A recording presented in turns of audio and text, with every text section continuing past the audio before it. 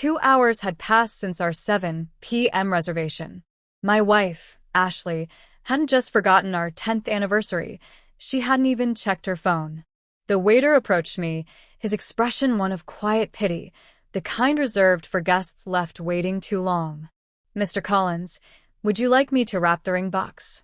I glanced at the velvet box holding the upgraded diamond Ashley had been hinting about for months. "No," I said, my voice steady. "But I would like to see the security footage from the staff entrance." His eyebrows rose in surprise. Ashley had been frequenting this restaurant for business lunches, always insisting on using the discreet side entrance, claiming it was closer to her office. "Sir, I'm not sure I can." "Thomas," I interrupted, "I've been coming here for 10 years. You catered my wedding." I pulled out my phone and showed him the tracking app I'd installed last week after finding a suspicious receipt in Ashley's coat. "My wife is here. Just not with me." He hesitated, then nodded. "Follow me." The security footage showed exactly what I expected. Ashley slipping in through the side entrance 40 minutes earlier, laughing as her business lunch partner guided her to a private dining room with his hand resting low on her back. I recognized him immediately, Marcus Wheeler, the new VP of Sales. The same man she'd been working late nights with for the past 3 months. "There, in the blue room," Thomas said quietly. "It's a standing weekly reservation. Usually Thursdays, but Mr. Wheeler called this morning to change it to today. Said it was a special occasion.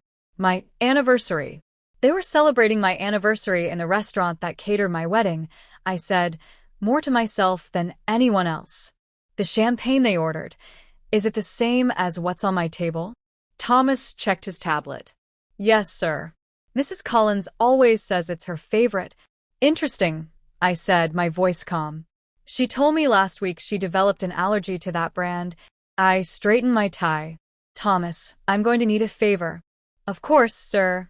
"First, charge everything they order to my account." "Everything?" He nodded, understanding dawning in his eyes. "Second, I want you to deliver this to their table." I handed him the ring box. "Tell them it's compliments of the gentleman at table 12. "And you, sirs?" I smiled, though it lacked warmth. "I'll be at the bar. I want to see their faces when they realize their private celebration isn't so private anymore." Thomas executed the plan flawlessly.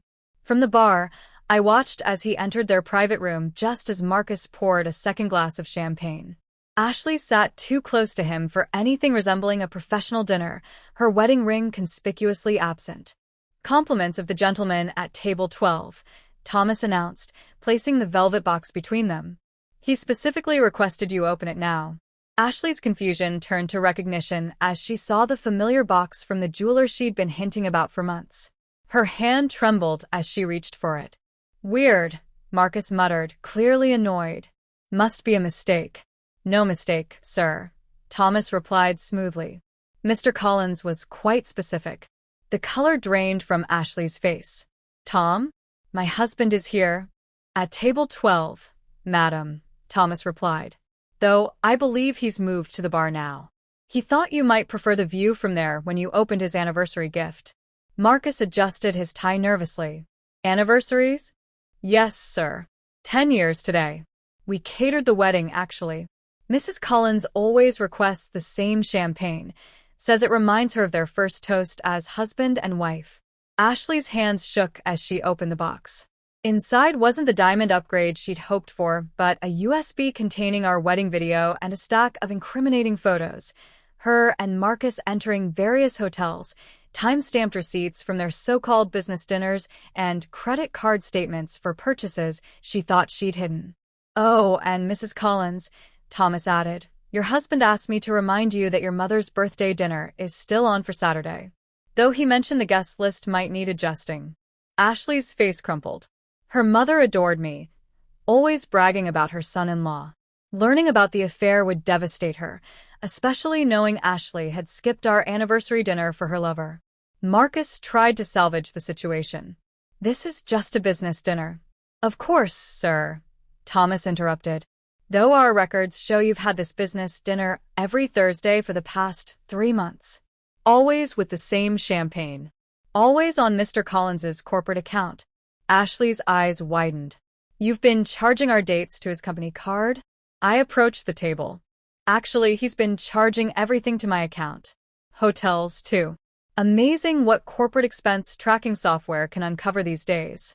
Ashley jumped as if shocked. James, I can explain. The weekly hotel meetings? The champagne you're supposedly allergic to? Or maybe how you forgot our anniversary to meet my biggest client. Marcus stood, puffing out his chest. Now wait a minute. Sit down, Marcus. Unless you want me to call your wife next. I'm sure she'd love to hear how you've been spending the consulting fees my company pays you. The room grew eerily quiet. Marcus sat, his earlier bravado gone. Ashley stared at the photos, her carefully constructed world crumbling. How long have you known? She whispered. Long enough to get everything documented, I replied, including the transfers from our joint account to your new private one. I turned to Marcus. The one you convinced her to open for your future together. Marcus's face paled. You can't prove. Actually, I can. Banking records are fascinating, especially when your wife still uses your birthday as her password. The transfers align perfectly with your Thursday meetings. Almost like you were charging her for your time. Ashley's head snapped up. What transfers? Oh, he didn't tell you? I said coldly. Show her your phone, Marcus. Show her where her retirement savings really went. Ashley's voice broke. He said it was for our future home. The only thing he's been investing in is his gambling debt, which is why he's been charging everything to my corporate account. His credit cards were maxed out months ago. Thomas returned with a folder. The receipts you requested, Mr. Collins. All charges to your account for the past 6 months.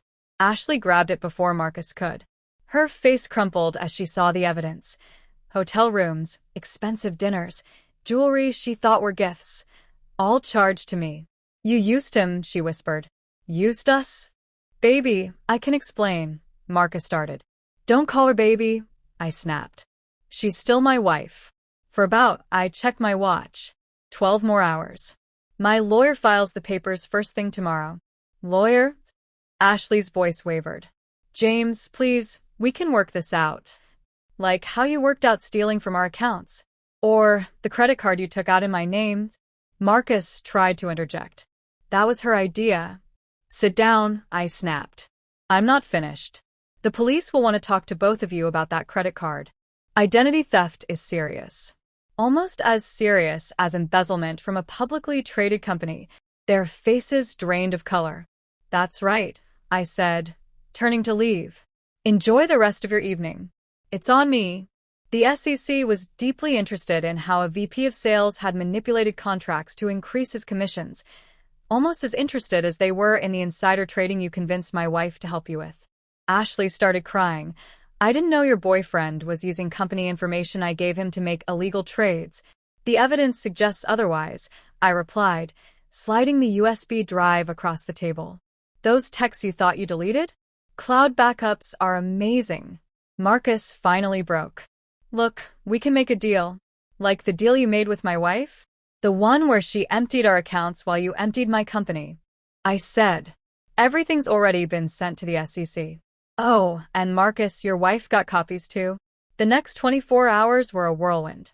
Marcus was arrested before finishing his creme brulee. Turns out there was already a warrant out for securities fraud. The SEC had just been waiting for more evidence, which I had provided. Ashley scrambled to do damage control, calling everyone we knew with her version of events. But I had spent weeks preparing. Her family already had copies of everything. The photos, the bank statements, the text discussing how to hide their affair from clueless James. Is it true? Her mother demanded when she showed up at our house. You missed your anniversary dinner to be with him? Ashley was still trying to explain when her father arrived with more bad news. The family trust she was set to inherit had a morality clause. Her grandfather had insisted on it to protect the family's reputation. You're cut off, he said. The trust committee voted unanimously after seeing the evidence. Stealing from your husband, insider trading, identity theft. What were you thinking? Daddy, please. Don't daddy me. You're 40, not 14. You made your choices. Now live with them. Marcus's wife, Claire, was equally unforgiving. She showed up at Ashley's office the next morning and tossed divorce papers on her desk in front of everyone. "Hope he was worth it," she announced loudly. "Because you're both named in the lawsuit. Every penny he stole, every account he emptied. I'm coming for it all." The company didn't wait for the SEC investigation to conclude. Ashley was escorted out that afternoon, her corporate email already disabled. Her colleagues watched silently as she carried out her designer handbag, probably the last expensive thing she'd owned for a while. "You knew," she accused when she came home to find me packing. "You knew about Marcus's gambling, the stolen money. I figured it out when you started moving money from our accounts. Did you really think I wouldn't notice half our retirement savings disappearing?" "He said he needed it temporarily," she stammered. "For what? More insider trading? Or was it for the sports book he's into for 6 figures?" I handed her a printout. "Here's his real financial statement, the one he didn't show you when promising your dream life." She sank onto the porch steps, staring at the numbers. "This can't be right," he said. "He said a lot of things, just like you did. Remember when you suggested putting the house in your name for tax purposes? Guess the plan shot now that the SEC is freezing both your assets." "My assets," she whispered. "Yes, your assets. The texts say otherwise, Ashley. You two weren't very careful discussing illegal activities on company phones."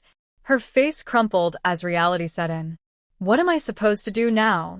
Start by calling Marcus? Oh, wait, he's in custody. He didn't even bother warning you before trying to flee to the Caymans." The SEC investigation revealed the full extent of their schemes. Marcus wasn't just gambling with stolen money. He was running a fraud operation using my company's inside information. Ashley had been his unwitting accomplice, feeding him data she thought was for their future together. At his sentencing, Marcus tried blaming Ashley in a desperate plea deal. "She was the mastermind," he claimed. "She set up the trades using accounts in my name." His lawyer corrected him wearily. It wasn't the first time Marcus had tried shifting blame. The judge wasn't impressed. "Mr. Wheeler, the evidence shows this is your pattern. 3 companies, 3 affairs, 3 schemes." Ashley realized she wasn't special, just another pawn he'd manipulated. Marcus got 15 years for securities fraud, wire fraud, and money laundering, plus restitution. Ashley, who cooperated, got 5 years probation and hefty fines. But the legal punishment was redundant. She'd already lost everything: her family, her career, her reputation. Her parents disowned her after learning she tried to transfer the house into her name. "You didn't just betray your husband," her father said. "You tried to steal from him, too." The divorce was quick. She argued I'd forced her to sign the prenup under duress. The judge didn't buy it. "Mrs. Collins, you committed identity theft while engaging in an affair. Your credibility is lacking." Claire's lawsuit took the rest. Every asset Ashley owned was liquidated to pay Marcus's victims. Mutual friends said she moved back to her hometown, living in a tiny studio apartment and working as a receptionist, the only job she could get with a fraud conviction. 6 months later, the SEC found Marcus's hidden offshore account. "You'll never guess," the investigator said. He was charging her for the affair. Every Thursday, he moved funds from an account in her name. Double-dipping, right up until the end. I sent Ashley the bill from our last anniversary dinner, including the velvet ring box I never used. The package was returned unopened. Her new address didn't accept deliveries after 6 p.m. The ring? I donated it to a charity auction for investment fraud victims. It seemed fitting, something beautiful coming from betrayal.